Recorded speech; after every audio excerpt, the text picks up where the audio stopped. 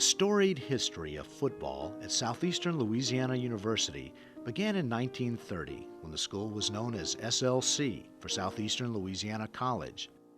Norval Garrett was the head coach of that first team at Southeastern, and through the first 3 years, the Lions purred more than they roared with a 7-10-2 record against the likes of Amite and Independence high schools and Mississippi junior colleges. In the mid-1930s, Coach Red Swanson brought victory to the Lions' Den, posting 5 winning records and an unbeaten 1936 season against college freshmen and junior college teams.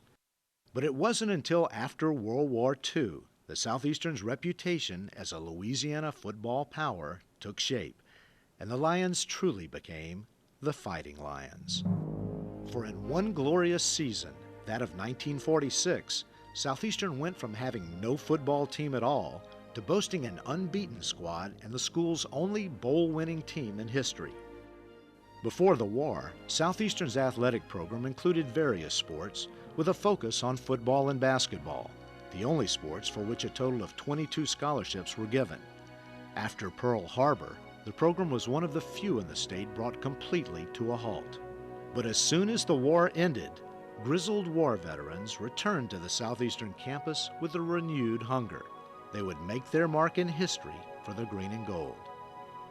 We were anxious to move on, and we all could go to school, whichever type of school we chose on the GI Bill.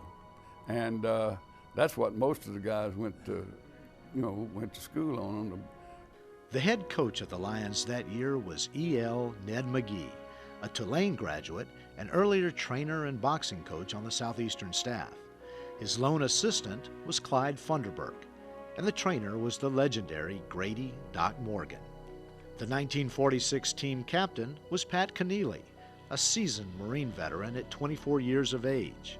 A Bogalusa native, Keneally used his hulking 6'7" presence and bruising style to win all Louisiana honors in 1946. Opponents called him the best end on the field. Keneally would go on to become a football assistant, then head coach and athletic director at Southeastern through 1971. Along with Keneally, the Lions boasted a memorable cast. The backfield included Al Romboli, Marion Wolfe, Jerome Davis, and Briscoe Dancer Dugas. The line included a little All-American and tackle Turk Campion. Also manning the front was James Jug Odom, nicknamed the Big Jug of Punch, and John Mitchell, the Gretna Flash, who would go on to become a beloved science teacher in the Hammond Elementary School system. The team's fullback that magical season was Tommy McCoyne, who years later would coach Billy Cannon and Estruma of Baton Rouge to state titles. I think we had a lot of good football players, a lot of good athletes, and it didn't really make a whole lot of difference who was in the ball game. It didn't weaken or strengthen the squad, because we were, the 11 guys on the playing field, because we had a lot of good athletes. That year, all of the players were housed in Strawberry Stadium, a product of the Works Project Administration in 1937. Strawberry Stadium was where the student body and community rallied behind the football team. They have somewhere in the neighborhood of 1,000 students.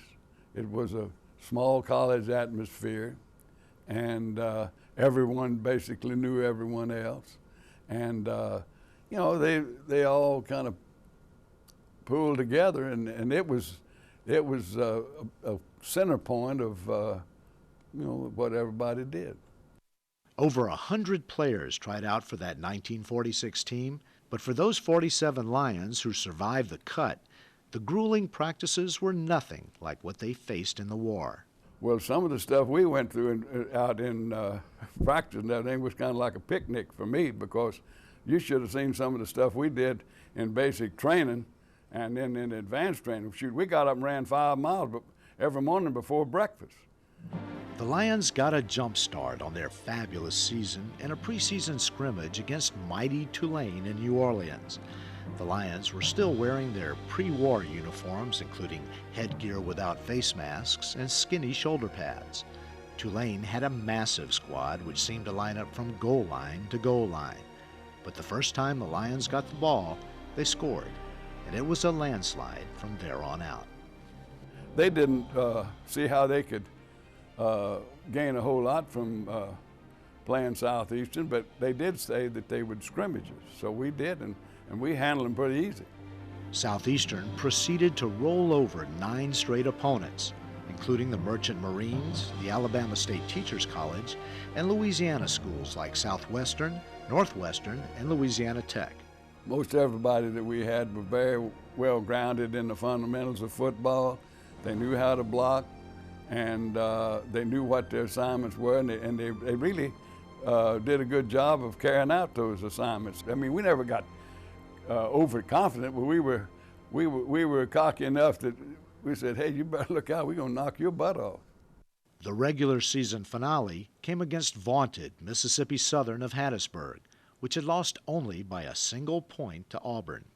Of course, they felt like they were just gonna play us to fill out an open, instead of having an open date, but they had a good football team. They were a big favorite, but we beat them 20-0, best I can recall. And we found out, they found out that we were a pretty good football team. The Lions jumped out quickly before a Hattiesburg crowd of 8,000. The star was Weasel Davis, who ran one in from 20 yards out and took a punt back 62 yards for big first-half scores. That win propelled the Green and Gold into its only bowl game in school history. The Lions accepted an invitation to the Burley Bowl in Johnson City, Tennessee. We did ask this question, where and what is the Burley Bowl? Now, when people ask you that question right now, where in the heck is the Burley Bowl? What is the Burley Bowl? Well, that was the same thing we were asking over 50 years ago. And we found out it was up there in northeastern Tennessee. For some of the players, the plane trip up to Johnson City happened to bring back memories of the war. We loaded up they had several C-47s out there. And if you knew anything about being a paratrooper, which I was, as I said earlier, for about 3 years, we loaded up in there, and the first thing I said, where's my parachute? The Lions landed in a big way, whipping the Milligan College Buffaloes 21-13 to cap a perfect campaign. We didn't go undefeated because we just were lucky. We had a combination of good players, good coaching, and you got to have some breaks along the way, because it's kind of like that old biblical saying, many are called but few are chosen. And when you go undefeated, well, you've got a lot of things going for you. Southeastern's yearbook, the Le Souvenir, chronicled the season. They passed, they punted, they ran through almost impenetrable defenses, and they finished in a blaze of glory, undefeated and untied in 9 games, and winners of the Louisiana Intercollegiate Conference Championship. Led by Captain Pat Keneally, who won all conference honors along with Jerome Davis, Al Romboli, Angie Antonelli, and John Mitchell, they swept every other team off its feet. The war was over. America was returning to normal, and Southeastern's 1946 Lions, truly the Fighting Lions, had set a standard that's still unmatched in school history.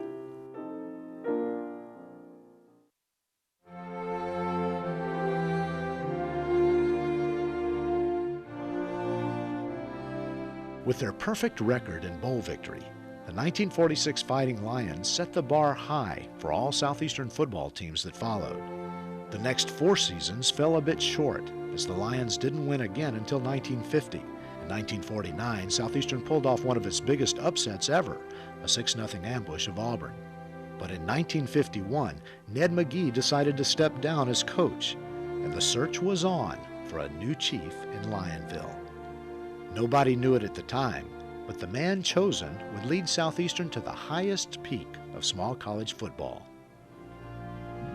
Stanley Galloway was no stranger to winning. As a Southeastern Gritter, he led the 1936 team to an unbeaten record. He was named to the school's Athletic Hall of Fame. As a high school coach, he'd notched an 85-28-7 record over 12 years and a state championship at Bogalusa. Galloway's goal was to restore pride and winning to the Green and Gold. he stated his simple philosophy to the media. It takes a lot of hard work and discipline to win. The only real fun in football is winning, and one doesn't build character by losing too many games. Galloway's former players remember. He was kind of a slave driver, tough taskmaster. You could never please him. He liked blood. He felt like if they saw any blood at practice, that the practice was a success. He was a tough coach, a real tough coach. He was able to get everything that they had in them out of them, which a lot of people cannot do. So I think he just had the tools that a lot of coaches don't have. Well, he was a great stickler for detail. You know, he didn't do a lot of things, but he did them extremely well. Probably the most important thing that Coach Galloway believed in was perfection. And you might do the same thing 4,000 times, you know, in 1 week. And he never was satisfied with winning 1 game or 2 games or beating whoever, McNeese. He wanted to win them all. Coach Galloway was simple with his game plans, but very tough and very demanding of you to win football games. He was at the stadium sometime 4 or 5 o'clock, get up early in the morning, come in X's and zeros. He worked a lot with that, a lot of defensive, very, very, very smart coach. And I didn't realize this, but later on in life I found out just from visiting him at his house that he had plays that he drew up, and that was almost his hobby. Just, you know, and he just thought about football all the time. He liked to motivate you. I know some of the games we may be behind or could be doing better. We may be ahead, and then he has a way of coming out making these speeches that he had gotten out of texture of books and came presented to us to kind of motivate us.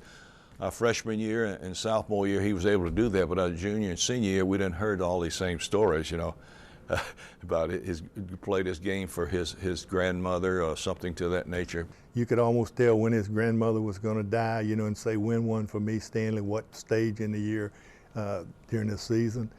His aunt would say, "Stanley, you know, I'm sick. You know, you've got to win 1 game for me." We'd go through that a couple of times a year. And I think his grandmother died 4 of the 5 years that I was hanging around here. Galloway's methods immediately paid off.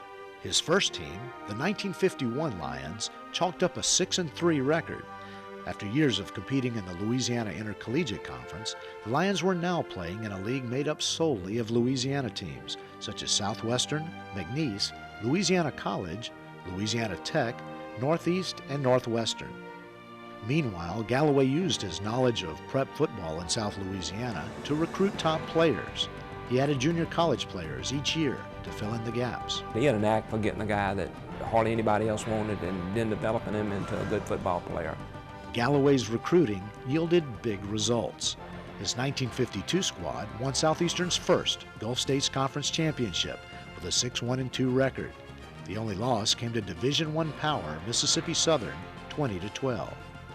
In 1953, Galloway's Lions won their 2nd straight GSC championship, going 6-3. With a host of blue-chip starters returning, this set the stage for a memorable 1954 season. The top returnee was quarterback and team leader Ray Coon Porta. Porta had played at LSU in 1947 and 48 alongside Y.A. Tittle, and then later in the armed services before enrolling at Southeastern. He was a heck of a passer and play calling, and he could pick that defense up. When he gets out there on that line, he automatically change plays on the line. Exactly what they do in the pros today. We had that way back there. He wasn't that big, but he had a general in Ray Porter. Ray commanded. If you didn't block for him, he let my old big Gerald Stone. Gerald was about the biggest boy in our club, and Ray would look up at Gerald Stone. He said, "If that boy comes back over you again, comes back at me, I'm going to go over there and take your place. I'm going to put you back here with that ball." And finally, Gerald blocked. Whatever it took to win, that's what I was for. Regardless of the number of hours it took to be out there or what have you. There's nothing like winning. Porta's supporting cast featured Huey Husser, his favorite receiver, and an end who would go on to make first-team All-American. He had outstanding tools. As you know, he's tall, and he could run like a deer, and he could catch a football. He was outstanding. Yet the Lions' bread and butter was their running game. led by a pair of small but lightning-quick scatbacks in Don Marino and Larry Troxler. We didn't have a group of large people. It was mostly small, but they could really run, and our linemen could block and run as well.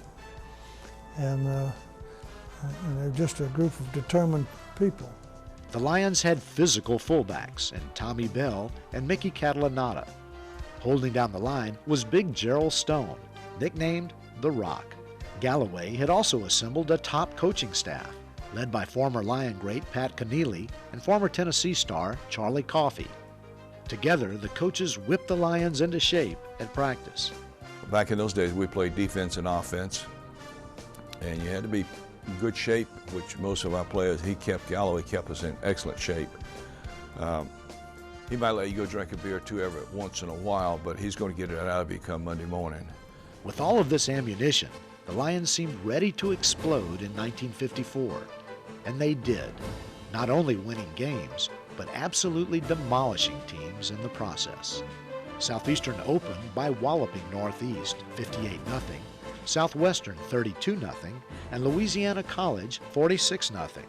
Through the first 3 games, the Lions had scored 136 points and allowed none. We tried to not let anybody score on us. I could tell as the season progressed that we had a powerhouse there. It appeared that once we started winning, it just didn't quit. The desire to win and the preparations by the coaching staff in winning is something I'll never forget. The 4th game of the season would provide a real test for the Division II Lions. They would have to travel to Hattiesburg to face Division I power Mississippi Southern, an unbeaten club which had whipped several Southeastern Conference teams, including Alabama, for 2 seasons straight. They had so much depth compared to Southeastern, and the years that we played them over here and over there, we stayed with them probably for a half or so, and then they just overpowered us, and they always come out to win. It wasn't by big, but they always come out to manage to whip up on us. In a year, we had payback time, so we went to Southern. It was a sellout. Standing room people were standing everywhere. We just knew we had a job to do, and Coach said that it's your game. We've done all we can for you. If you want it, you guys got to go get it. It's up to you now. The green and gold Gritters flexed their muscles early. Troxler, the jitterbug from Hahnville, streaked 49 yards to the Southern 28. 4 plays later, Porta found his favorite target, Husser, for a 20-yard touchdown. Mississippi Southern, outweighing the Lions 15 pounds per man, answered with a tying score. But Porta's cool passing arm proved the difference. The little field general led a 73-yard march, completing 4 straight passes in the drive. His 18-yard flip to Troxler hit pay dirt, and the Lions went up 13-7 by the end of the first quarter. Nobody knew that would be all of the scoring for the night. With their 2-way starters exhausted after 60 minutes of football, the Lions held off a final Southern drive for the 13-7 win. It's amazing how big those fellas were to start with. I sometimes think that they must have thought it was just going to be another game. You know how some teams can take teams lightly, which I think they took us lightly. It's just everything that we planned to do was able to do, even though we didn't beat them by no large margin or anything. We got ahead of them, which very few teams ever got ahead of them to start with. And it looked like since we scored first that they were never able to overcome what we did to them. After 4 games, the Lions had allowed only 7 points. The impressive victory over Southern confirmed what everyone was thinking. This 1954 team could easily go unbeaten. That's like the Marines. They've taught them that they're the best in the world, and Galloway put that instilled in us. You can go, you can do it, and we put that in within ourselves. We did that as a team, that we can't be beat. We're not going to be beat. The rest of the schedule proved little competition for the 54 Lions. They crushed Arkansas State 51-0, Stetson 62-0, McNeese State 50-6, and Northwestern State 32-6. Only in a 35-24 win over Louisiana Tech did the Lions have to break a sweat. Tech was always the top teams in the league, and we beat them at their homecoming. which I don't think there was any other team to ever beat them at their homecoming. And most likely they hadn't got over that yet, those that are still around. When all was said and done, the 1954 Lions finished undefeated in 9 games, the first Southeastern team to do so since 1946. They won a 3rd straight Gulf States Conference championship. And the way they won was unprecedented, destroying opponents with incredible ease, slashing every record in the process. Southeastern led all teams in the country by averaging a whopping 42 points per game, to a measly 4 for their opponents. They gained 435 yards per contest and allowed only 170.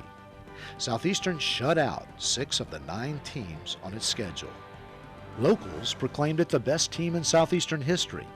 Experts throughout the state called Galloway's Lions the top small college unit in America, and easily the best in Louisiana, including LSU and Tulane. Famed New Orleans sports writer and sportscaster Hap Glaudy wrote, "If this be treason, the best college football team in Louisiana is the property of Southeastern College at Hammond. I repeat, Southeastern is the football team in Louisiana. It has a most articulate tutor, Stan Galloway. You must give this Galloway credit. He's a sharp hombre who recognizes his spots. He selects a most opportune time to get the Lions roaring, when Tulane is prostrate and LSU is collapsing. Southeastern has Louisiana's best team." Such recognition had major colleges knocking on Galloway's door. When openings at Tulane and LSU occurred, Galloway's name was the first mentioned.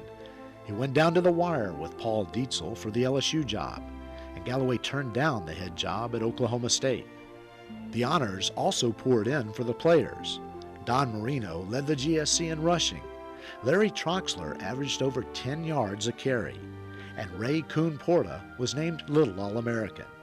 1954 was truly the year of the Lions. I think that meant everything to each of us to do what it took to do to make Southeastern as successful as it was. But Galloway didn't stop in 1954. His Lions won a 4th GSC title in 1956 with victories the last 2 weeks of the season against McNeese and Northwestern. After his only 2 losing seasons at the helm, the Lions resumed their winning ways in 1959. The 59 team featured 2 players who would sign professional contracts, Oscar Lofton with the Boston Patriots and C.J. Alexander, dubbed the Black Knight, who signed with the Edmonton Eskimos. The 1960 season marked a return for Southeastern to the top rung of Division II football. The Lions opened the season in dominant form, winning their first 7 games while shutting out 4 opponents. Then from there, it just kind of snowballed, and we got to believing that we couldn't be beat. And we had a bunch of little old bitty backs. We had about 5 or 6 of them. Jerry Schwab, Billy Ladner, Joel Smith, and those guys like that. And they were hard to hem up. The Lions were ranked in the top 5 in both the AP and UPI polls. Well, winning is contagious. And when you start winning and you keep winning, losing is not an option. And we just felt like we was good, if not better than anybody else. And I think with that attitude, it made it very difficult for other teams to beat us. Stars of the team were halfback Billy Ladner, fullback Wilbur Derrick, quarterback Elbert Harris, and tackle T.C. Calmes. We had a couple of teams, I forgot what they were, the white team, the gold team, whatever, and we didn't know at any given time which team was going to start a game.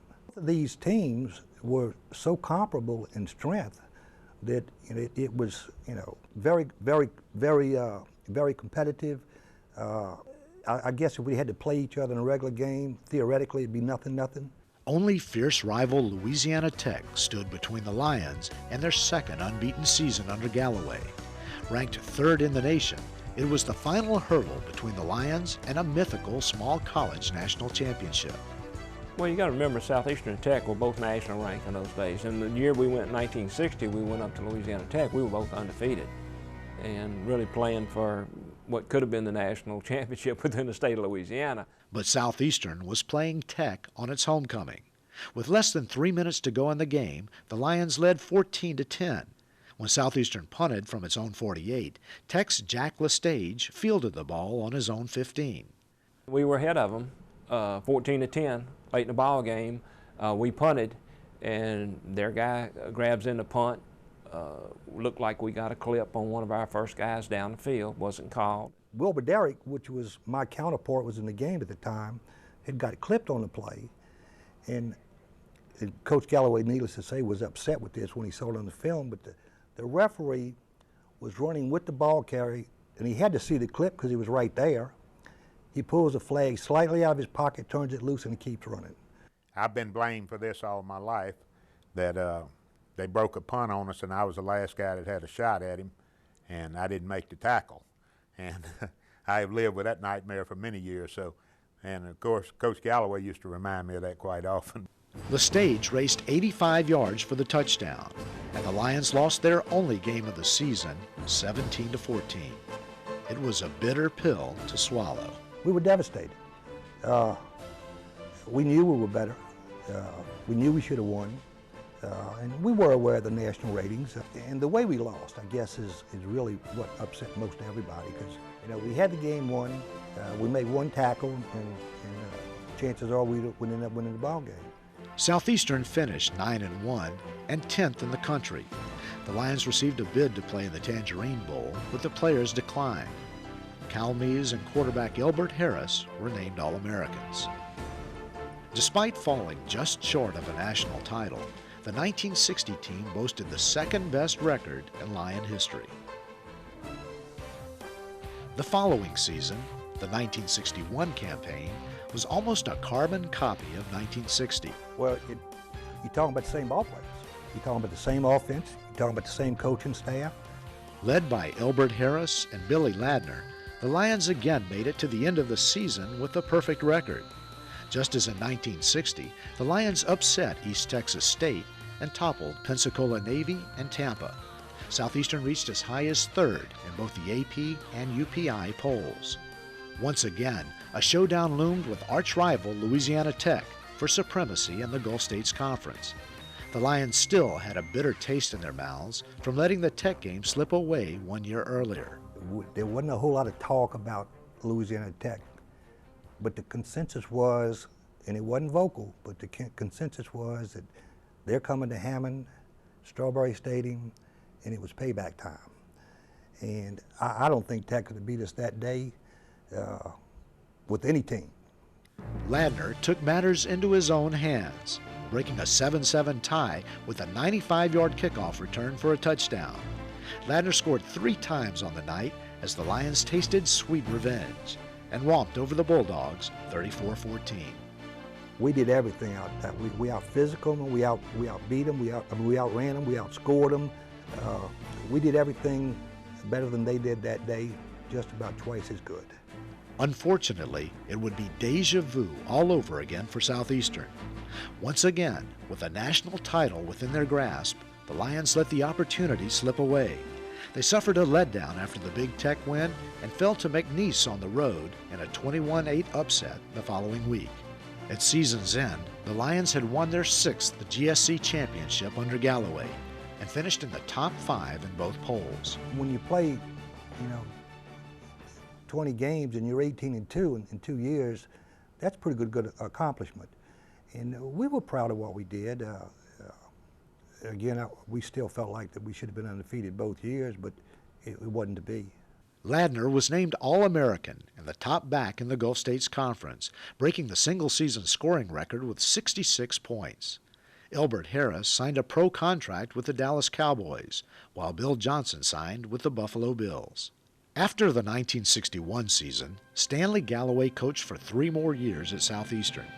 His teams compiled a solid 16-10-1 record over that span, gaining 10 all-conference selections.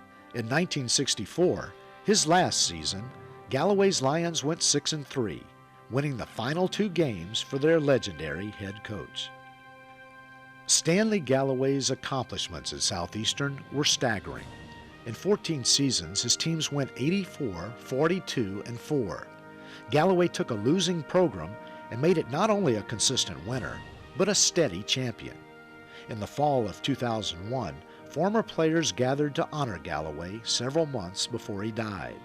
Fittingly, the The street that runs by the current Southeastern Football office and west gate of Strawberry Stadium was renamed Galloway Drive. The tough coach left behind a legacy that might never be duplicated. I thank God every day that I had the opportunity to play under him, because my whole career was based on a lot of things that he had taught me.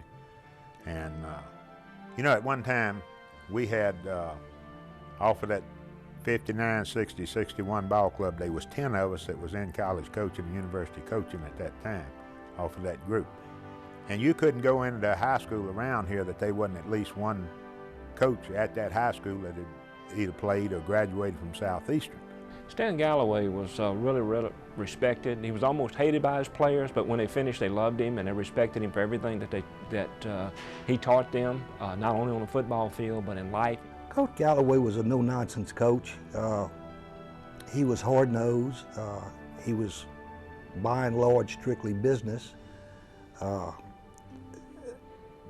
the time, I wasn't really overly fond of him, but since, the years has passed, he's one of my most favorite people, because at the time playing for him, you didn't realize what he was trying to accomplish. He knew a lot of ways to get you to do things in a manner that he meant business when you were out there. He was the general, and I respected that.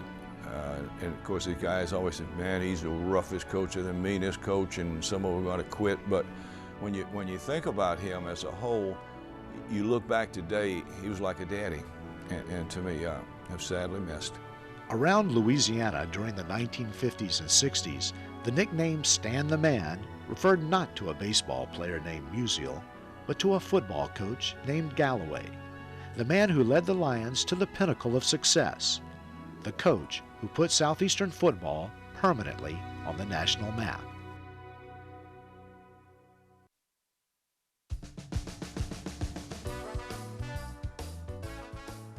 When the legendary Stan Galloway retired from coaching after the 1964 season, he left Southeastern firmly perched at the top of Louisiana college football.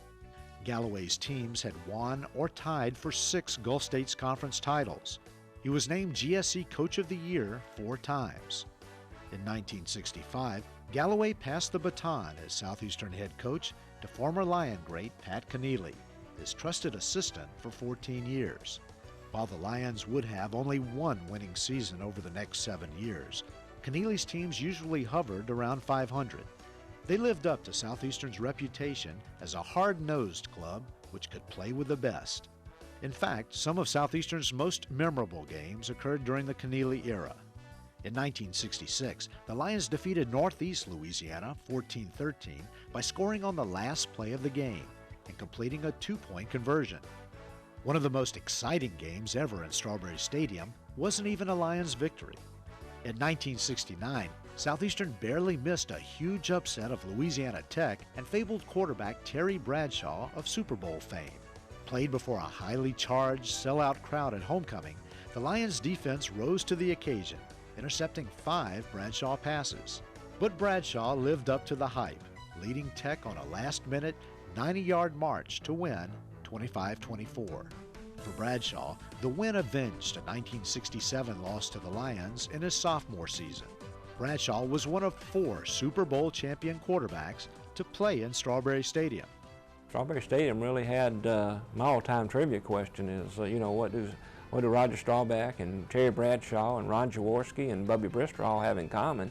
And I'd say all quarterback losing games in Strawberry Stadium. Outstanding players during the Keneally tenure included receiver Dwayne Floyd and a pair of future NFL linebackers, Billy Andrews of the Cleveland Browns and Ronnie Hornsby of the New York Giants.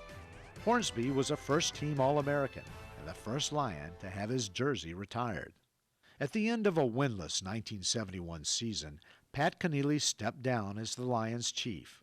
He was succeeded by Ole Miss assistant Roland Dale, who went 3-8 and 4-6 in his first 2 seasons. I think Coach Dale's organization skills and his experience at Ole Miss had, just helped us get us on the right track and begin to build a foundation for what was to come. But in 1974, Dale suddenly left to become athletic director at Southern Mississippi. This set the stage for a successful new era in the annals of Lion football, that of Coach Billy Brewer. Brewer came to Southeastern as Roland Dale's defensive backfield coach.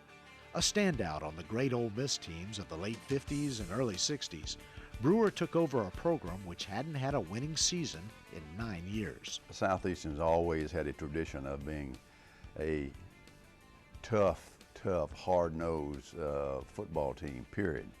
And of course, I didn't want to lose that tradition and was not going to lose that tradition because we were. But we weren't very talented then. We had to improve our recruiting, and our philosophy was attitude, work habits, and discipline. Billy was a great motivator. He could motivate the team to play. Billy was constantly rewarding a player here, rewarding a player there. He was tough on you, but he was compassionate. He knew how to break you down and say, look, if you're not doing the right thing, if you're not performing up to your capabilities, he knew how to adjust you, and then he knew how to turn you back on and build you back up. Brewer's Lions played like they were motivated. They went 6-4 his first season and posted winning records in 5 of his 6 years at the helm. It took us a couple more years to recruit the type kid and the quality kid that we were looking for in the size, speed, and the ability and the quality of the player. And it all started coming together. We were a Division II school, and there were a number of players out here that could not get in a Division I school. And we were very fortunate that they were good athletes and we were able to recruit them. He had huge players, I mean, big guys that he recruited. I would say that was one of the things about Brewer's team. They were large and they were fast. We got in the weight room and we got stronger, we got bigger, we got more self-pride and heart, and then we'd improve our quickness and explosion and vertical jump. We had great team speed. And if you pitched that ball wide on us on defense, we'd eat you alive. Brewer would need more talent to compete in Division II's brand new Gulf South Conference. For 22 years, the Lions had played only Louisiana schools in the old Gulf States Conference of the NAIA. Now the Green and Gold would face league foes from Alabama, Tennessee, and Mississippi as well. But Brewer's greatest asset was in the backfield. When he took over, he inherited possibly the greatest offensive talent in school history, a workhorse tailback out of Scotlandville named Horace the Horse Belton. In 1974 and 75, Belton put together back-to-back 1,000-yard rushing seasons, for which he was twice named All-Gulf South Conference. In one game against Delta State, Belton ran for 267 yards on 41 carries. Heading into the 1976 season, he had his sights set on becoming Louisiana's all-time leading rusher. He had more than adequate size. He was about 190, 195, but great feet, quick feet, and he had great vision and acceleration. And when he touched that football, he made things happen in a hurry. And he could run inside, run outside. He was just a complete football player. To Belton's bruising style of running, Brewer added an outstanding passing attack. He brought over a blue-chip LSU transfer. Then we got a great quarterback in Don Griffin, who was a super athlete, highly recruited by everybody out of Baton Rouge. This kid was a great talent, great player. He was a big, strong guy with huge hands that could run the option, strong runner, terrific passer. I mean, he threw the ball through a wall, threw it almost probably 70 yards, 80 yards, this type of thing, but he commanded respect. Griffin had an outstanding target in wide receiver Orlando Guzman. He had a good line anchored by Jim Greer and Keen Jackson, and he had another gem in the backfield, fullback Rogers Wilson. And Roger Wilson played a major role all year long because he was an explosive, compact back that would, could run inside, outside, but he had the ability to break big runs because he's a 4.5 40 guy, had that toughness.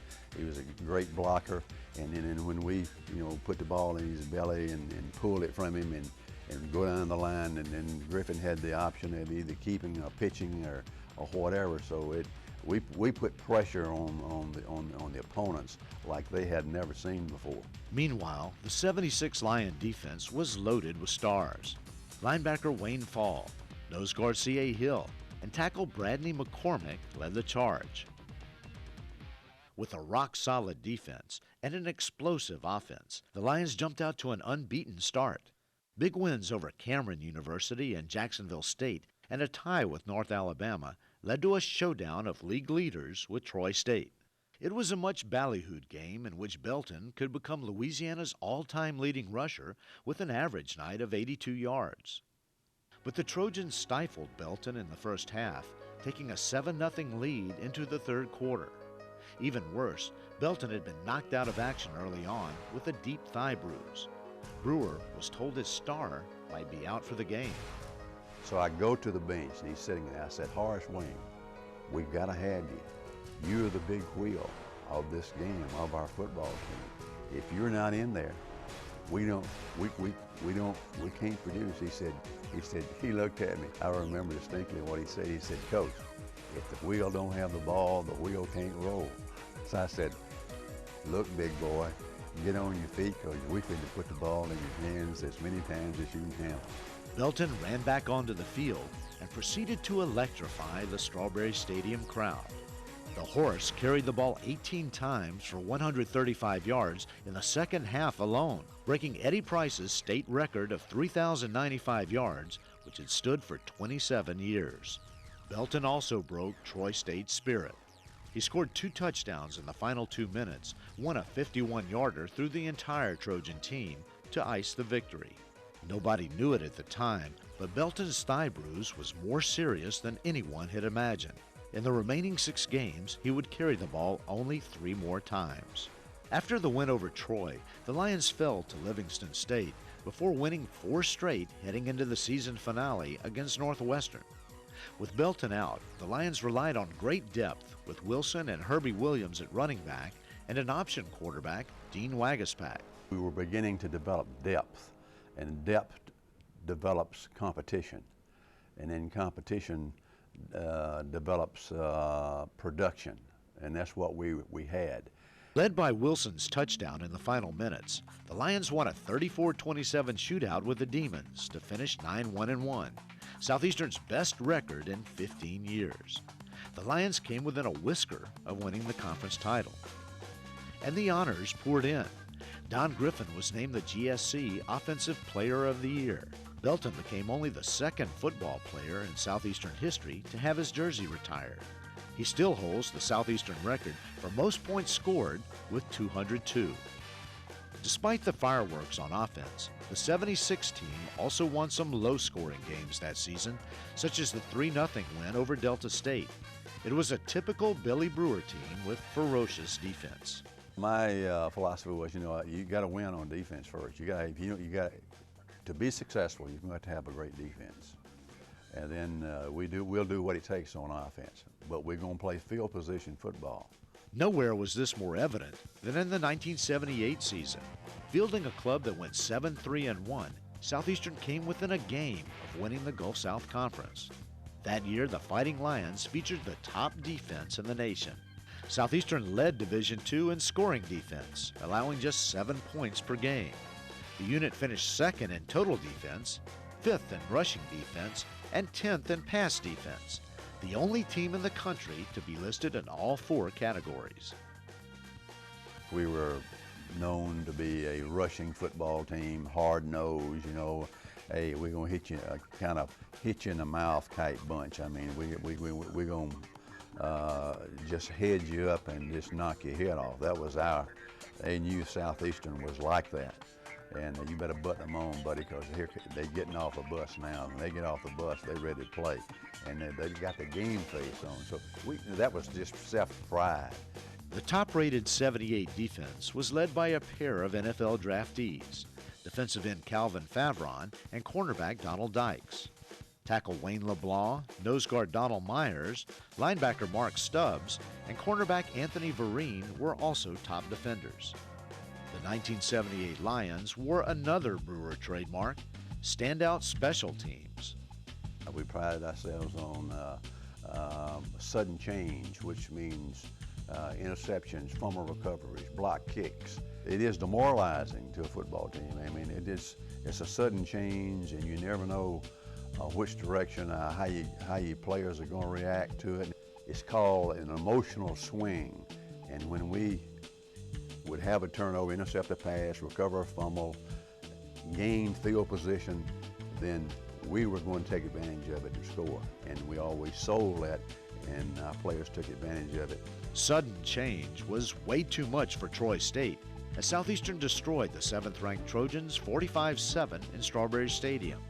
That amazing night, the Lions blocked a record 5 kicks, returning 2 for touchdowns. It was like 45-7, and the guy operating the scoreboard every time they lined up to kick would flash across a message saying, block that kick again. The main culprit was Albert Chapman, who blocked 2 kicks, recovered a fumble, and returned an interception for a touchdown. It was so demoralizing. Usually, when you have 1 kick blocked against you, usually it's a turning point in a football game. But to do this, I mean, it was a total annihilation. The 1978 record of 7-3-1 was the second best during the Billy Brewer era. In 1979, the Lions stepped up from Division II to Division I AA play, and with a tougher schedule, they began the fall at only 1-4. Then, to show a recommitment to winning, the players decided to shave their heads. It seemed to work, as they won 5 of 6 to finish at 6-5. Following the 1979 season, Billy Brewer left Southeastern to become head coach at Louisiana Tech, where in 3 years he guided the Bulldogs to the 1AA National Championship game. The following year, Brewer took his winning ways back to his alma mater, Ole Miss. One of the Lions' winningest coaches had departed, but he hadn't left the cupboard bare. There was talent galore for the next 2 years, 2 of the most exciting in Southeastern football history.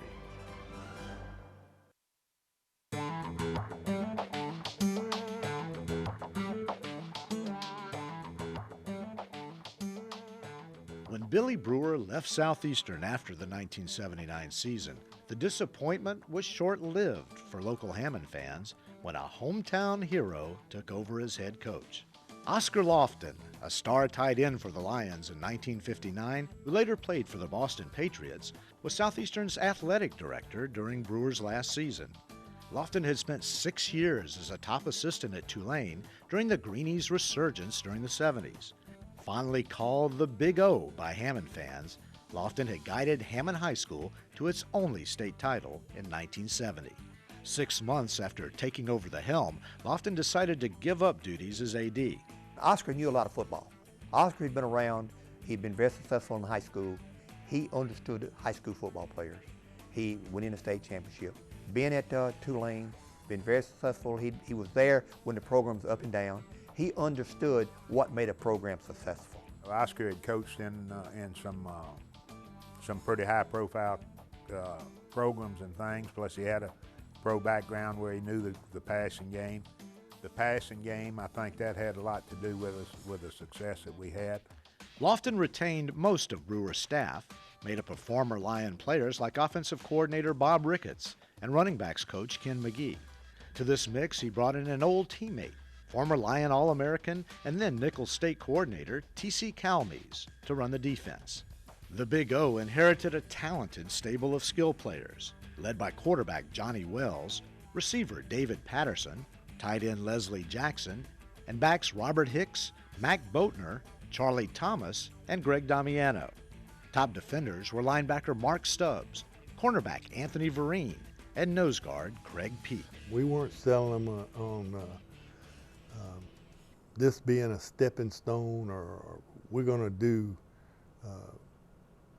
greater things than we're capable of doing, but that together as a group we could get a lot done, and that football was not an individual sport. I remember how important it was for him, Oscar Lofton, to make sure that he instilled unity in the team. And by doing that, it made us come together like one group, one big family. Lofton also stepped into a brutal schedule. filled with the toughest 1AA teams in the country. It was the Lions' first full season of 1AA play after decades in Division II. It was 80% at that time of your schedule has to be 1AA or better for you to qualify. And so we didn't have any choice. We had to go to Boise State. We had to play Jackson State. We had to play Texas Southern. You know, we had to play Southern. And some of those the people that you could beat didn't want to play you. The Lions faced their biggest test right off the bat. For the 1980 season opener, they traveled to Idaho to play Boise State of the Big Sky Conference. The Broncos were the preseason pick to win the 1AA National Championship, led by an All-American backfield nicknamed the Four Horsemen. A week earlier, the Broncos had easily disposed of Division I Utah. Lofton sent Ricketts and Calmes to scout the game. When I flew back into New Orleans that Sunday morning, Oscar met me at the front door and said, "What you think?" I said, "We can beat those guys." He said, "Man, have you been smoking something or something?" I said, "No, why?" He said, "You ain't looked at the same films I did." I said, "I'm telling you, we can beat those guys." I said, "The team they were playing this week was the biggest, slowest team I've ever seen." I said, "They're not going to be able to handle our quickness." Calmes also saw something else at the game. They automatic 95% of their plays. And I happened to get their automatic system. It took some little maneuvering and things to get it, but when they were warming up in Salt Lake City, I got down close enough to them that I picked up there, because I'd been dealing with baseball signals and, you know, football automatics and things like that all my life. And so we decided that we was going to make them run where we want them to run. Meanwhile, Lofton tried to shield his players from the pregame hype. We had 11 guys on the field, and they had 4 great ones, but we could overcome them if we played together. We had heard all week long about Boise State. We heard that they were just this great team with the Four Horsemen, the running backs, and the offensive line was just supposed to be out of this world. And but I don't think we ever let that affect us. When the Lions arrived, they found they were playing before 22,000, the largest crowd in Idaho history. And I remember seeing these guys, you know, warming up, and man, they just looked humongous. And so, you know, the coaches kept us down. They didn't want us to get too excited. From the first snap, the Lions shocked the Boise crowd. With lightning-quick blitzes and a heavy pass rush, the defense rattled Boise's high-powered offense. I remember the running backs were just outstanding for Boise State, but every time they got the ball, there was somebody in the backfield, either myself, Mark Millette, or our 2 defensive ends, and it was somebody always surrounding the ball. Meanwhile, the Lions methodically moved the ball on the ground. A Wilson Alvarez field goal broke the ice for Southeastern, and after Boise responded with a touchdown, Damiano recovered a fumbled punt to put the Lions in position to go ahead. Johnny Wells then hit Bruce Guthman with a scoring pass to give the Lions a startling 10-7 halftime lead.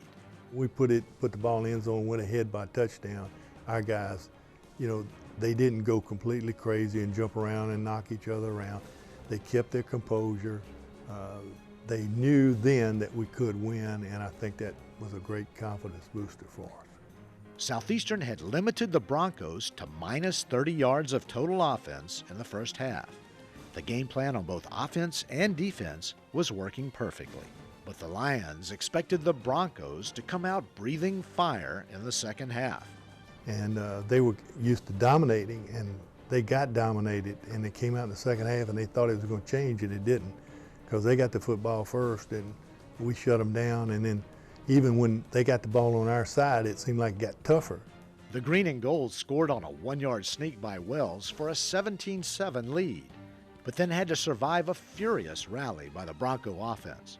Boise scored on a touchdown pass and moved into scoring position time and again, but each time they were turned away by the Lions' gritty defense. We stretched them just about as much as they could stand, and yet every time the defense rose to the occasion. Anthony Verine's interception with a minute left sealed a giant-killing 17-13 upset. It would be the only loss for Boise State the entire season. As predicted, the Broncos went on to win the 1AA National Championship. Coach Kreiner, I know him pretty well now. We've gotten to be friends over the years, and he still talks about that. He said that was a bitter pill. That's all he remembered. I remember him telling me that was a bitter pill for me to swallow, because the only game we lose is to a 1AA school that we thought we'd just pound you guys in the ground. In his first game as Lion coach, Lofton had pulled off the biggest upset and one of the greatest victories in Southeastern football history. It set the tone for a glorious 2-year run. I think they were out to prove that we belonged in Division I AA and that we were, we were a good football team and on the rise. And I guess that we didn't come all the way up there just to see a ball game. We came to play and won, and we were going to win it, bring it back. The greatest thing I remember was after we flew in to New Orleans, we took the buses back to the athletic department. And I remember looking, and down the side of the road, there were rows of people just welcoming us back from that game. With a rough 1AA slate ahead against teams they'd never played before, Lofton's Lions were determined to prove the Boise win was no fluke. The defense once again held tough as Southeastern nipped East Tennessee 7-3 at home. But on the road the next week against Illinois State, it took a last-second comeback for victory. With the score tied 21-all, quarterback Johnny Wells scored on a 7-yard bootleg with 21 seconds left for yet another big upset. Suddenly, the Lions and their nationally ranked defense found themselves as the only unbeaten team in all of Louisiana. But their next game would be the stiffest challenge yet, against Jackson State in Mississippi's Memorial Coliseum. The Tigers had tremendous physical talent and turned out NFL greats like Walter Payton every year. This was evident in pregame warm-ups. The team went in, and Cal Mees and Ricketts and I went out on the field, and we got to looking at them, and we said, golly, those guys are big. And then TC said, you notice too, they don't have their shoulder pads on yet. I said, good gosh, they don't. They didn't have their pads on yet, and they were giants. So I sent word back, told Doc Goodwin, don't let our guys come out until we have to, because it might scare them back in the dressing room. Once again, the Lions stunned an unexpected opponent early. Damiano staked the Lions to a 7-3 halftime lead with a 10-yard run. But just like the Boise Broncos, the favored Tigers woke up angry in the fourth quarter. Trailing 17-10, they began punching big holes in the Lions' defense. With 2 minutes left, Jackson State scored a touchdown to chop the lead to 17-16. They took a timeout to consider going for 2, but decided to kick instead and play for overtime. They missed. The Lions' offense ran out the clock, and Southeastern was sitting a perfect 4-0 on the season, a feat nobody expected considering the strength of schedule. Ironically, it was a familiar foe, Troy State, which dealt the Lions their first loss. The Trojans stuffed a 4th-and-1 run by Boatner to clinch a 21-10 victory.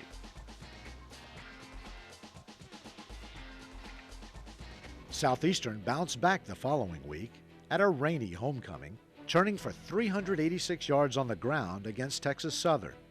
3 runners, Mag Boatner, Charlie Thomas, and Kendall Denmark, all gained 100 yards in a 47-6 blowout. The next week, the Lions took their newfound offensive punch to Monroe against Northeast Louisiana.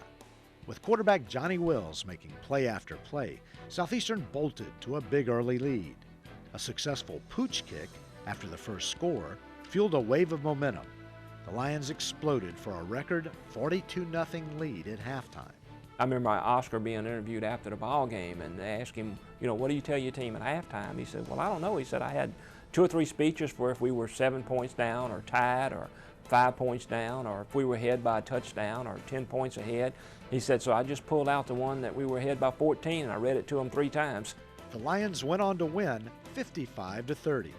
The offensive surge continued with a 59-13 blasting of Delta State. Boatner ran for 275 yards on only 19 carries, including a 90-yard touchdown run, breaking Horace Belton's single-game record. We went into ball games where we had 3 or 4 running plays and 4 or 5 passes and won the game going away. Because we executed. It was 11 guys doing their jobs.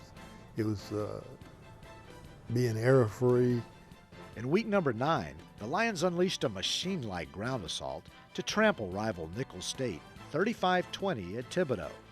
In the season finale, the Lions fell 16-14 to the Northwestern Demons, who were led by future NFL stars Bobby Hebert, Joe Delaney, and Mark Duper. This 98-yard strike from Hebert was the turning point.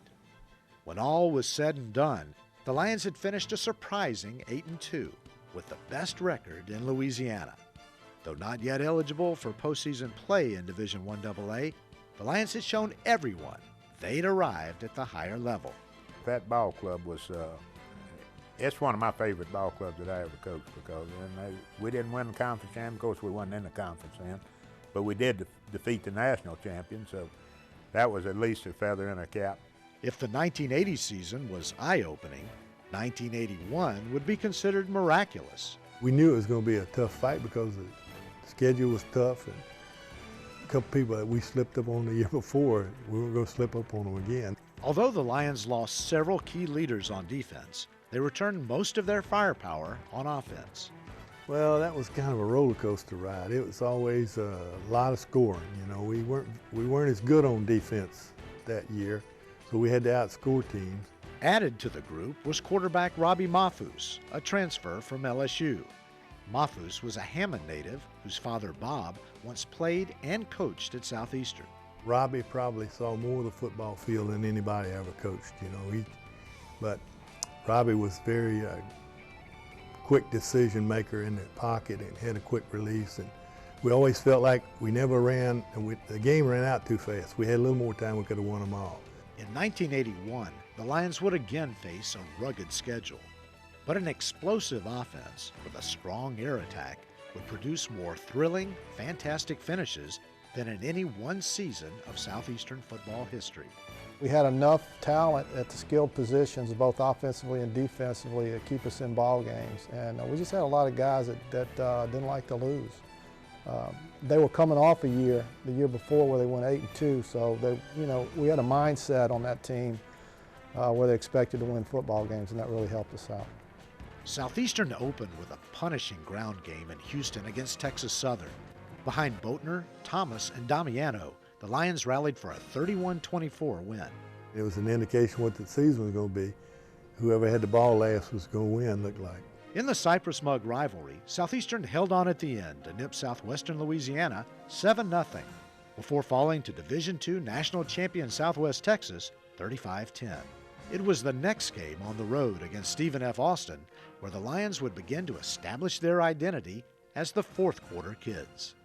Somebody made the statement that said, we don't run out of plays, we run out of time. You know, if we have one more minute, it don't matter if we're down 3 touchdowns, Mahfouz can figure out a way for us to win.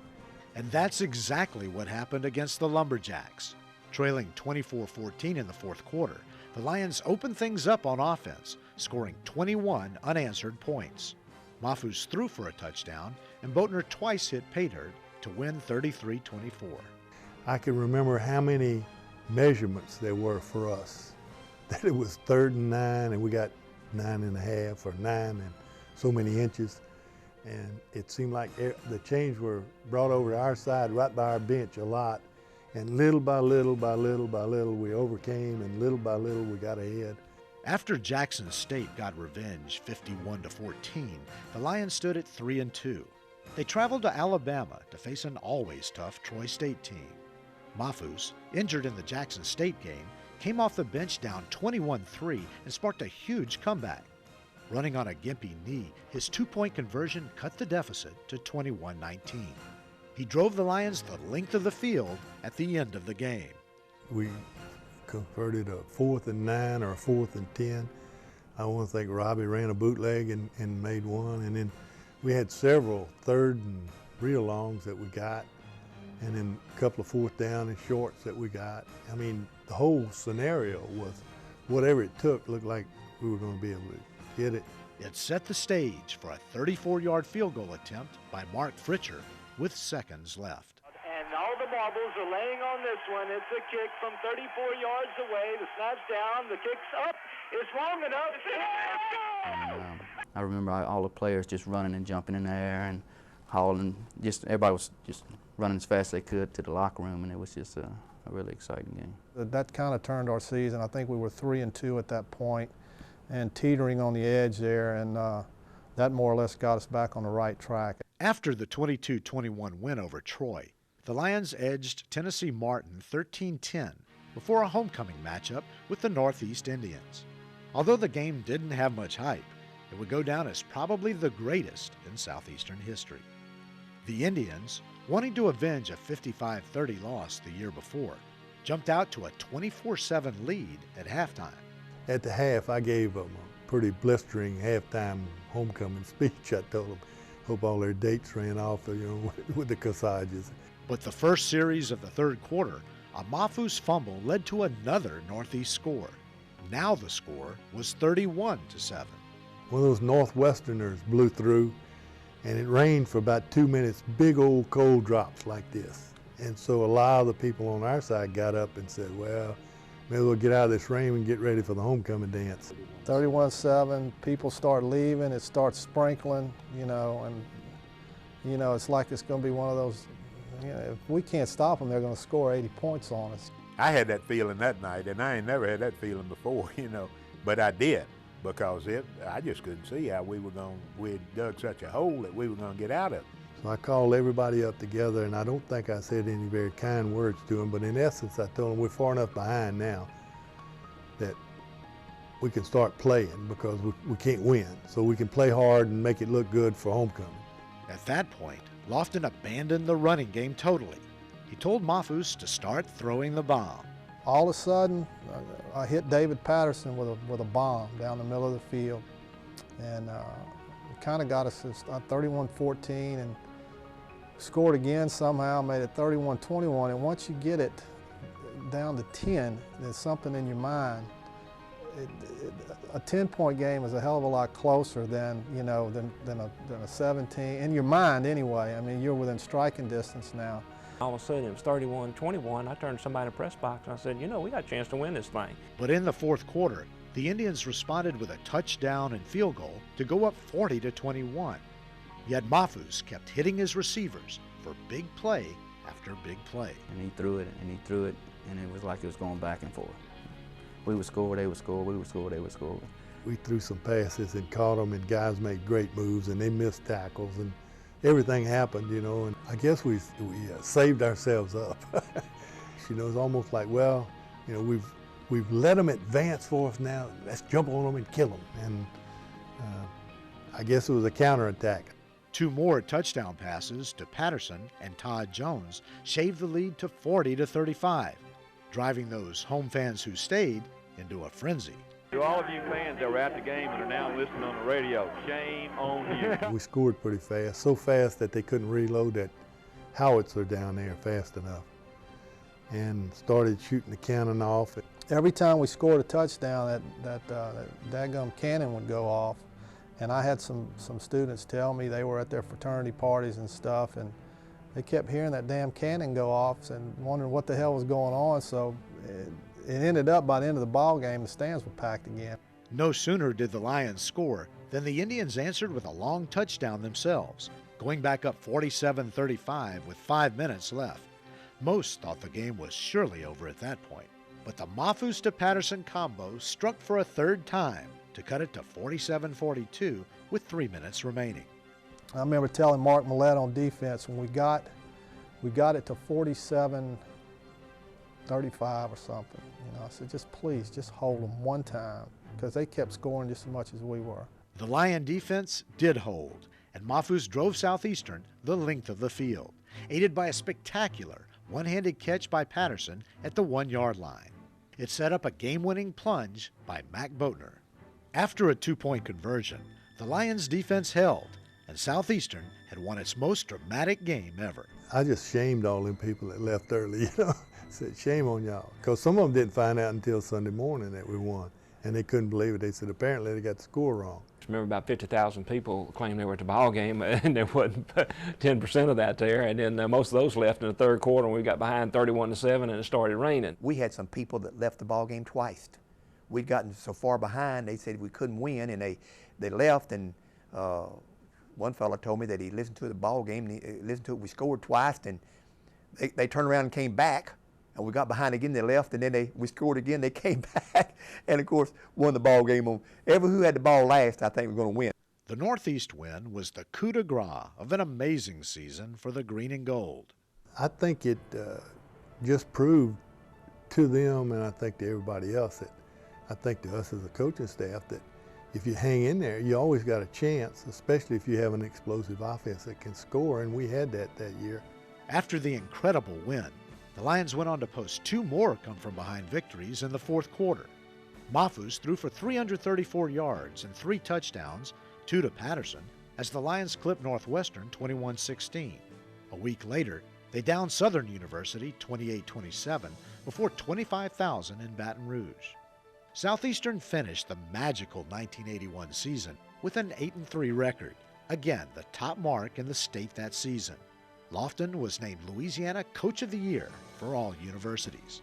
I don't think people realize this, but we went through the period of the early 80s that we were the winningest football team in the state of Louisiana. We had won more consecutive football games than LSU, Tulane, or anybody else in the state. The Lions had posted a 16-5 record in a 2-year run, but they did it while qualifying for Division I AA status, making them ineligible for the playoffs. I think probably the most important characteristic that those guys had was that they had fun playing. They enjoyed playing, and I've never heard one of them complain or gripe about how much work was put on the field or anything like that. And I think this is the reason they were successful. Having come from behind in the final period to win 5 games, the 1981 Lions had permanently etched their name into Southeastern football lore as the fourth quarter kids. Nobody knew it at the time, but great memories of Oscar Lofton's first 2 seasons would have to last a lot longer than expected.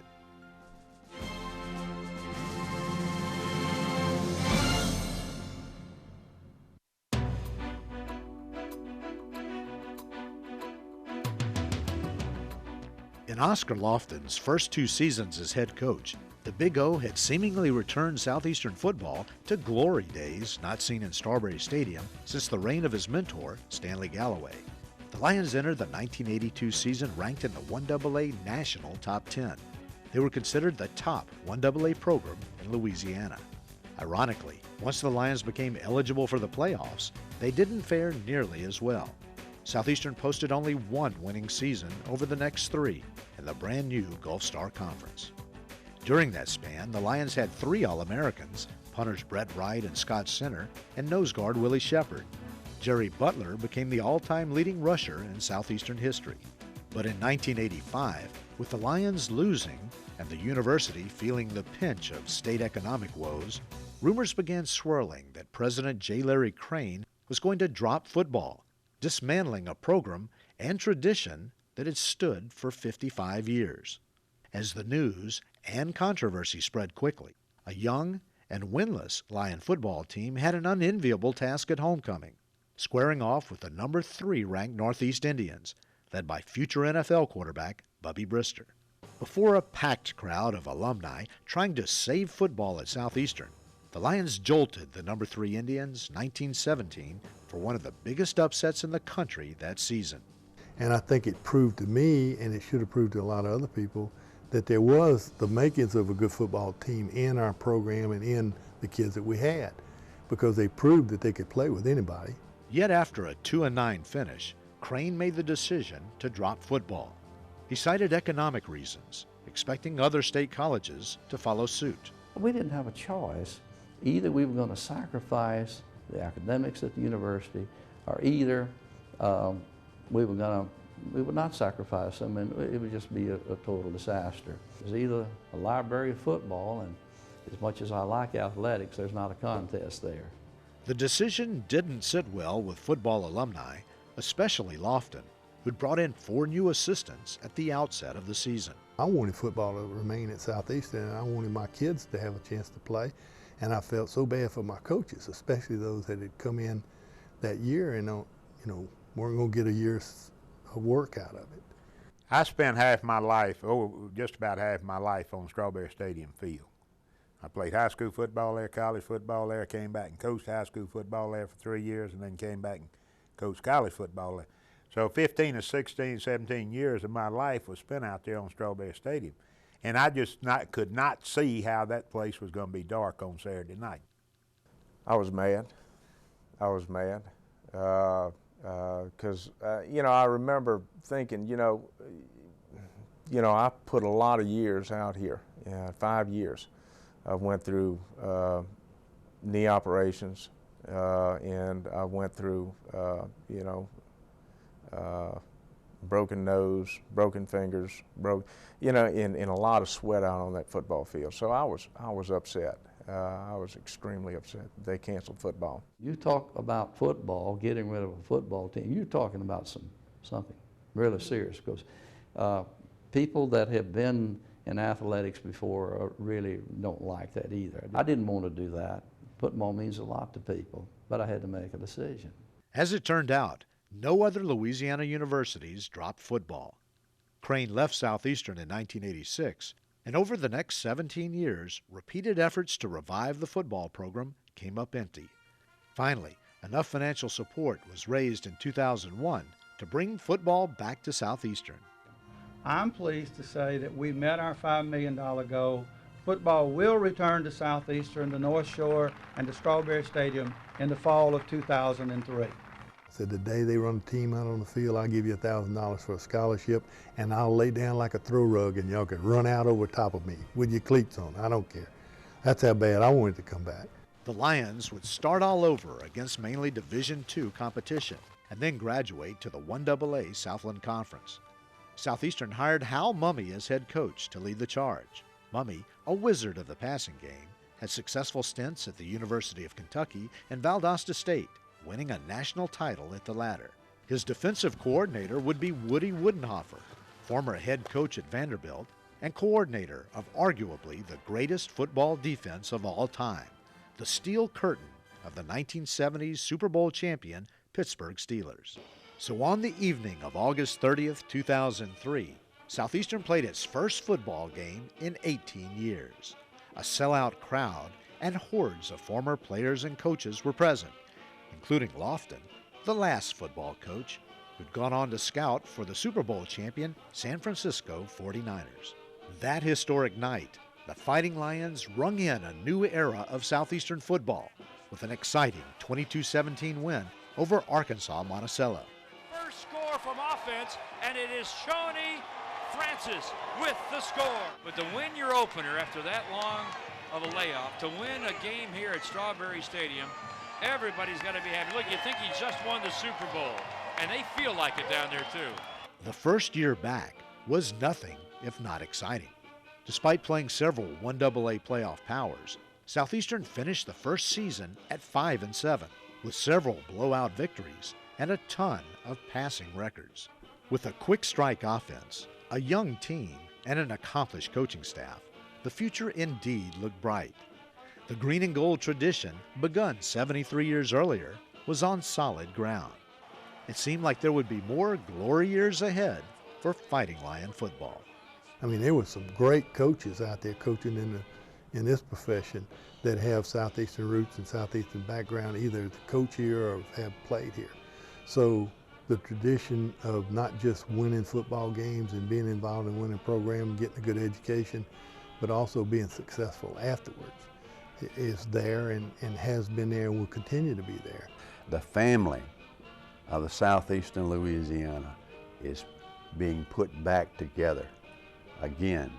And this one is probably going to be more explosive than ever because the 20-year lapse has left such a hunger and a grasp for us to be, and that's all this school needed, was to associate itself with an athletic team that's successful. And now you're back on the sports page.